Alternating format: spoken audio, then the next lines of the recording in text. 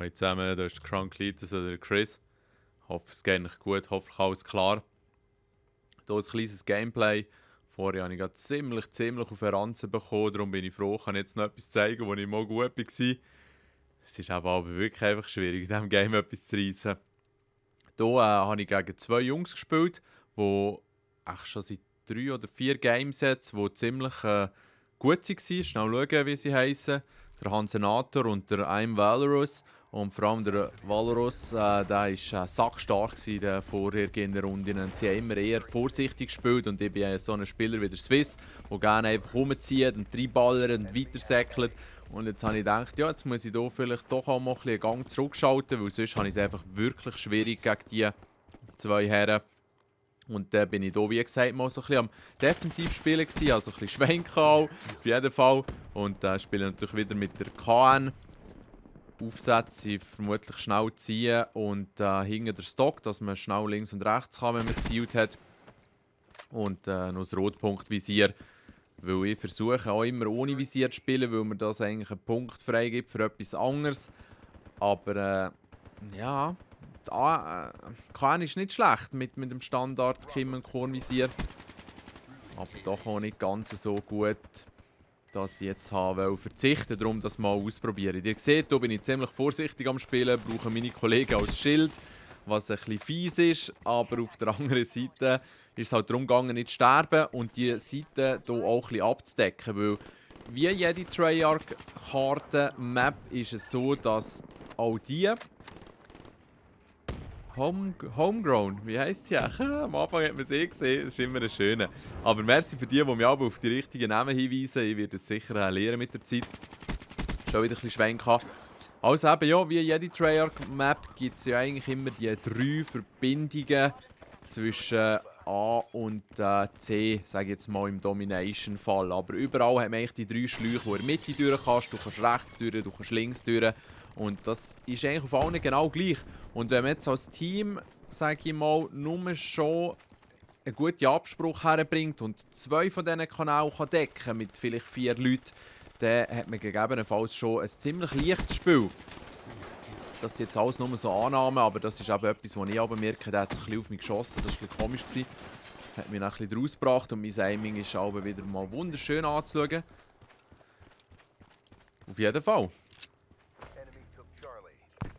Habe ich hier versucht, ein bisschen vorsichtig zu spielen und ihr seht es, ganz gelingt es mir nicht immer. Was ganz geil ist, dass ich hier 2 Sentry Guns am Laufen habe. Die decken somit eigentlich beide Seiten wunderschön ab. Ist für einen Gegner auch nicht unbedingt einfach, dort durchzukommen, außer man hat, was ist es, die Schlange. Perks habe ich auch gut im Griff. Und dann, wo ich die englische Version habe und die meisten von euch wahrscheinlich die deutsche spielen, bin ich mir noch viel unsicherer übernehmen.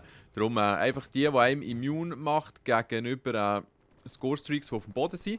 Dort kann man natürlich schön die Sentry Guns raushebeln und ich habe mir auch so eine Klasse gemacht, weil bei den Raketenwerfern geht es ja auch darum, glaube ich, 5 abzuschießen.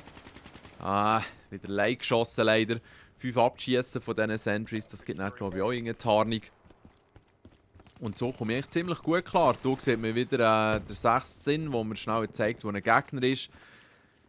Wenn man sich ein bisschen auskennt mit diesem Ding, ist es eben schon unglaublich cool, weil auch gerade wenn einer oberhalb von dir ist, ein Stockwerk, das ist extrem hilfreich, wenn man dann mitbekommt, wow, dort ist ja einer. Und klar hört man es vielleicht auch anhand der Schritte, aber wenn ich eben nicht gerade mit Headset mal spiele, ist das aber schon eine riesen Hilfe. Jetzt eben auch da habe ich klar auch auf der Karte gesehen, aber gleich, Scheiße, gerade fies abkassiert worden. Gleich noch einen verwünscht, was das Schöne ist. Aber ja, gleich hilft mir der 16 eben Wels. Und er ist schon nicht überall beliebt, das ist mir durchaus bewusst und macht auch ein bisschen Sinn. Aber es ist jetzt nicht so, dass er immer zuverlässig funktioniert. Und auf der anderen Seite kann man auch nicht immer ganz schnell genug reagieren. Darum, ja, wir können es sicher mit einem anderen Perk besetzen. Der eine oder andere wird Ghost drin haben. Das Overdrive, das einem die Fähigkeit schneller gibt, habe ich aber auch noch gerne drin. Ja, jedem das seine. Das Care Package ist wirklich ein schönes in diesem Game. Klar ist es leid. Siehst du, da hat mir jetzt der 16 nichts gebracht, weil ich so langsame Reaktionen hatte. Wenigstens habe ich geschnallt, das Care Package jetzt nicht noch reinzuholen. Eben ja, das Care Package, es ist leid, dass man muss warten muss, das auf jeden Fall. Aber in der letzten gibt mir das wirklich gutes Zeug. Also hier die Raps, die Kugeln, die vom Himmel fallen. Klar, mittlerweile haben es die Leute auch ein bisschen geschnallt und wissen, dass man oben das Flugzeug, das sie abliefern, ziemlich easy abschießen kann. Und dann kommen nur etwa 4 oder 5 daher. Aber ja, die sind eben gleich noch ziemlich strong und verwirren die Gegner häufig noch. Die gibt es sehr oft. Ich bekomme auch sehr oft eben Sentry Gun. Hier jetzt ein Lightning Strike, den nehme ich natürlich, weil alles, was eigentlich besser ist als, ja, sage jetzt mal Counter-Drohnen oder mal, das nehme ich eigentlich. Also auch schon gewechselt, meistens hat man auch etwas Schlechteres, weil es ist ja auch logisch, dass man jetzt nicht gerade unbedingt jedes Mal eine Chance hat auf noch etwas Besseres, wenn es schon etwas Gutes gibt, weil ja, das Kistchen, das Care Package hat man ziemlich schnell und haha, schön noch verwünscht, dass ich... Ja, das Care Package hat man ziemlich schnell und von dem her wäre es ja auch dürnig, wenn man gerade immer etwas super Gutes drin hat. Das Mutterschiff, das Mothership habe ich noch nie drin gehabt. Ich hoffe, das wird mal drin sein. Und sonst hoffe ich dann irgendwann in ein paar Monaten mal, wenn ich es dann wirklich gut kann, das Game. Und die allerbesten vielleicht auch nicht mehr so viel spielen und mein Aiming auch besser wird. Werde ich es dann vielleicht mal spielen, weil ich bin schon gespannt drauf. Gerade auch, wenn dann auch noch Mitspieler einsteigen kann und man dann das zweite oder das dritte Höhe vom Himmel ballern kann.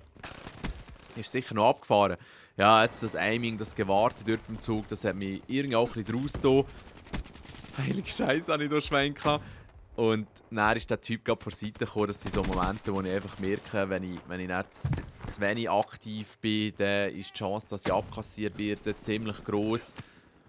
Und wenn man sich auch ein bisschen bewegt, ja, es geht mir schon noch gäbiger. Aber man muss sich ja auch nicht gerade immer ins Offene raus bewegen, wo man easy abkassiert werden kann. Und ich sage jetzt auch nicht immer, dass man durchs Band gelingt, clever zu spielen. Klingen sie eben schon etwas Schönes von diesem Cape. Ja, es gelingt mir eh nicht immer clever zu spielen, aber es ist eben schon ein Vorteil, weil man kann dann gäbig abkassieren.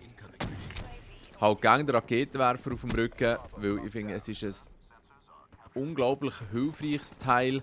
Man kann schlussendlich die ganzen Drohnen, Counterdrohnen, die das ganze Team beeinflussen, kann man ziemlich easy abschießen. Schon wieder schön schwenken. Und allen dann so einen Gefallen machen. Und klar, ich habe keine Zweitwaffen. Zum Teil würde es mir extrem helfen, wenn ich die hätte. Aber tja, dafür mache ich wirklich einen Dienst am Team. Es gibt mir noch ein paar Punkte. Und zum Teil hat es mittlerweile auch schon andere, die helfen mit dem Abschießen. Gerade auch, wenn der Reaper kommt, der Geist heisst es, glaube ich, auf Deutsch. Schön gewechselt wieder mal. Ja, auch dann ist es ja eigentlich so, dass man den ziemlich schnell abschießen kann. Zum Teil kann man ihn noch abschießen, bevor er überhaupt in die Map reinfliegt. Und wenn zwei mithelfen, geht das nicht ziemlich ring. Darum, wenn ihr wirklich ein gutes Team habt, ist es in meinen Augen logisch, dass man mindestens zwei hat mit guter Luftabwehr und vor allem gerade der bessere Raketenwerfer. Der kann ja 4-mal schießen. Also da holst du jetzt alles vom Himmel, wenn es die nicht gibt.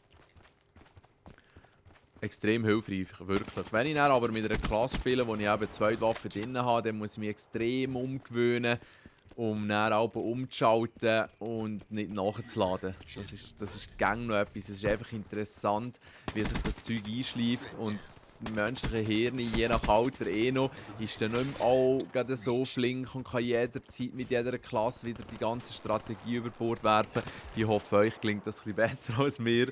Aber ich muss schon sagen, wenn ich immer wieder zwischen zwei komplett unterschiedlichen Klassen hin und her wechsle, die andere Spielstile eigentlich verlangen, brauche ich aber schon einen Moment, um mich wieder reinzufinden. Darum, wenn der Gegner irgendwie auch extrem stark ist gegen die Klasse, die ich jetzt gerade gewählt habe, wenn ich dann wechsle, ist es nicht immer von Erfolg gekrönt. Ja, das war dann noch Killcam, die sieht man jetzt natürlich nicht.